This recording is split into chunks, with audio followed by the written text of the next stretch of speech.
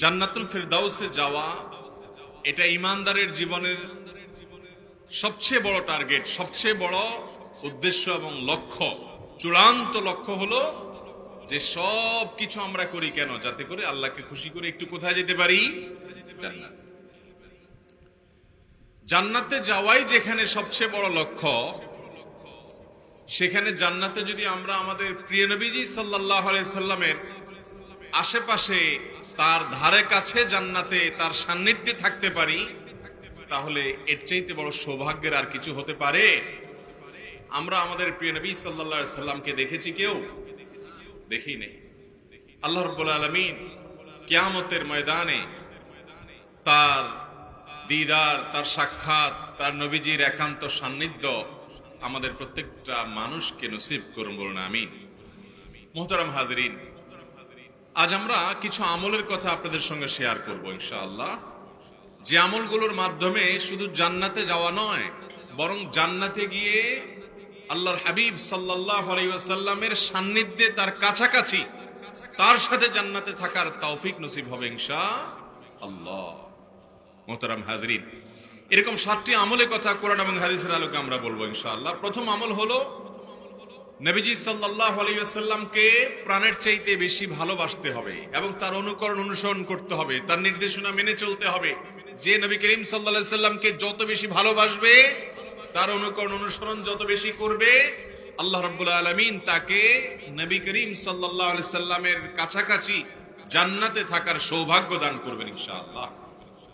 একজন সাহাবী নবী করিম সাল্লাল্লাহু আলাইহি ওয়াসাল্লামের কাছে এসে জিজ্ঞাসা করলেন, ইয়া রাসূলুল্লাহ, কিয়ামত কবে হবে? কিয়ামত কবে হবে? নবীজি সাল্লাল্লাহু আলাইহি ওয়াসাল্লাম বলেন, মাদা আদাত্তা লাহা, কিয়ামত কবে হবে এর উত্তর পরে নিও, আগে বলো তুমি কিয়ামতের জন্য কি প্রস্তুতি নিছো?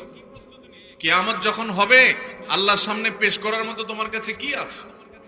তখন সাহাবী বললেন, ইয়া রাসূলুল্লাহ, আমি এমন একজন মানুষ যে আমার আসলে তেমন কোনো আমল নাই, কিয়ামতে আল্লাহর কাছে নিবেদন করার মতো, উল্লেখ করার মতো তেমন কিছু নাই আমার কাছে।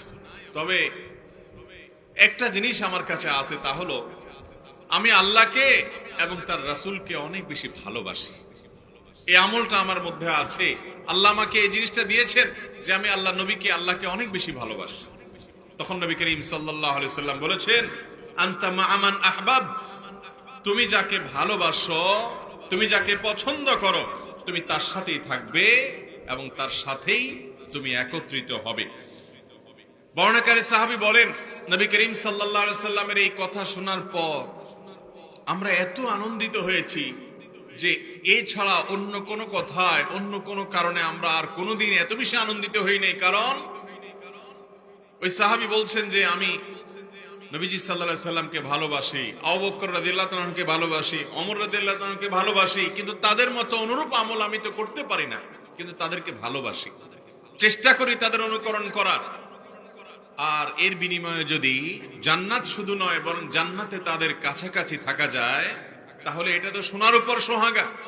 এজন্য আমরা নবীজি সাল্লাল্লাহু আলাইহি সাল্লামের সুসংবাদ শুনে এত খুশি হয়েছি, অন্য কোন সংবাদে আমরা এত খুশি কখনো হই নাই। মুহতারাম হাজিরিন, তাহলে নবী করিম সাল্লাল্লাহু আলাইহি সাল্লামের ভালোবাসা যার মধ্যে যত বেশি হবে, আল্লাহ রাব্বুল আলামিন তাকে নবী করিম সাল্লাল্লাহু আলাইহি সাল্লামের তত নৈকট্য অর্জন করে